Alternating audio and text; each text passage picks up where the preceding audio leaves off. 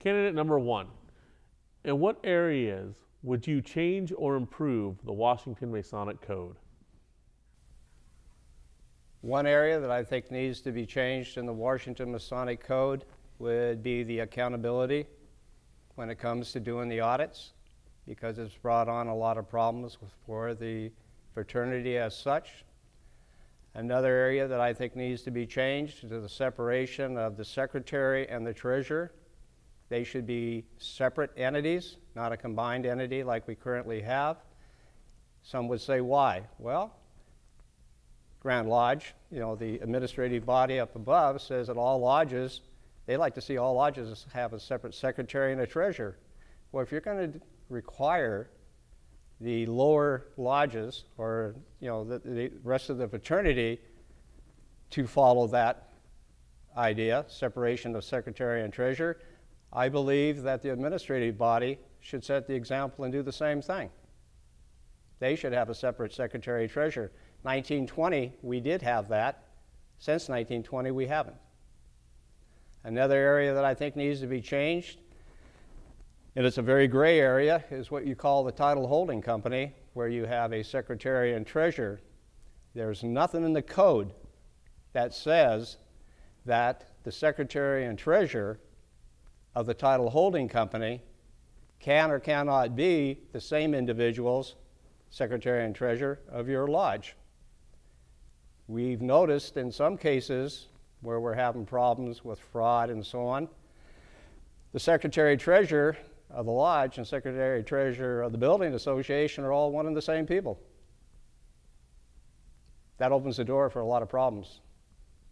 But I think if we were to change the code in those three areas, the two about the treasurers and the secretary, we could maybe stem the tide and take away that possibility or that temptation.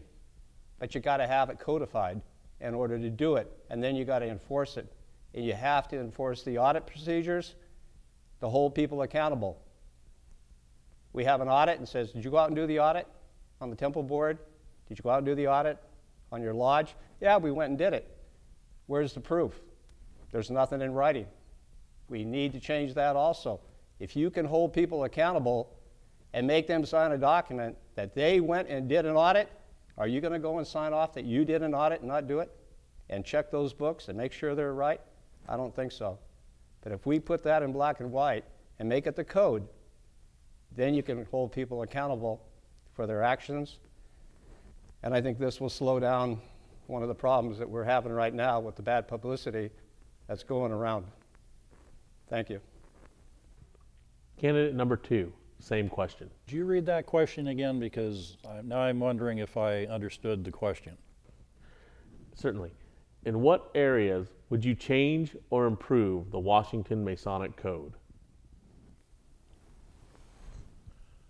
I'm going to assume that as Brother Charles or Woody did, that specific items that need to be changed. I'm with Brother Paul in that less is better.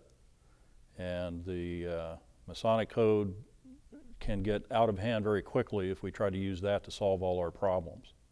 Having said that, the areas that were brought up by Brother Woody are good areas that need to be looked at, but one of them that I think needs to be carefully looked at, emphasis carefully, is unfortunately or fortunately, decisions are made that can be viewed as arbitrary and capricious.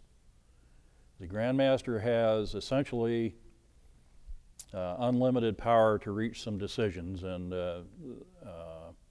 don't necessarily want to change that. But I think as part of that, if a Grand Master makes a decision, the body or the individual it affects should have a clear avenue of appeal.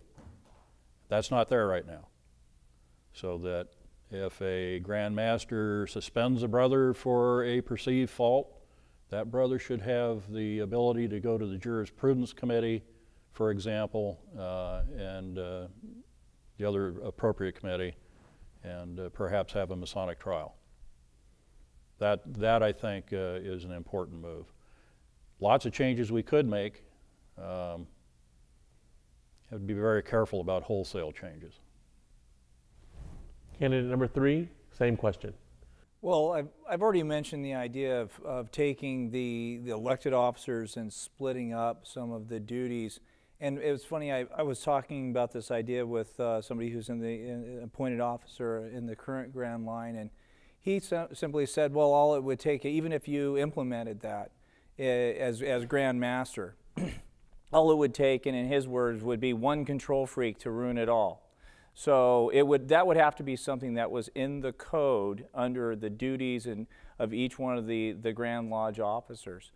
I do agree with Very Worshipful Brother Jim on this idea of due process, and I'm gonna put my lawyer hat on here for just a minute, and also my hat of smaller Grand Lodge. When we passed the resolution that allowed a Grand Lodge trial committee to be appointed as opposed to being charged in the lodge, I got up at that Grand Lodge communication and I spoke out against that resolution. Now, it passed.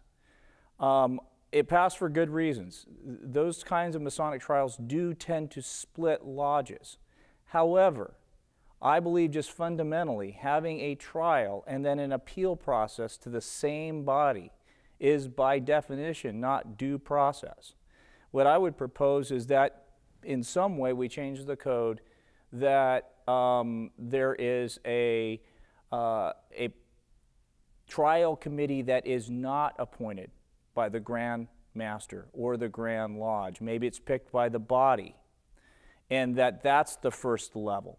And the second level is appeal to the Grand Lodge, as we have now, as a way of having that due process.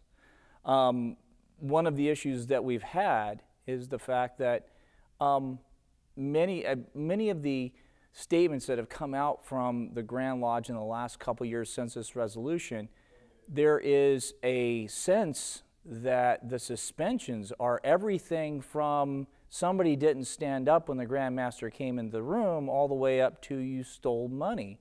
And there's not a lot of differentiation and a lot of, as I put it, due process that has went into this, into what we have now as a system. And for a lot of the brothers, I think that's disconcerting, and it is to me.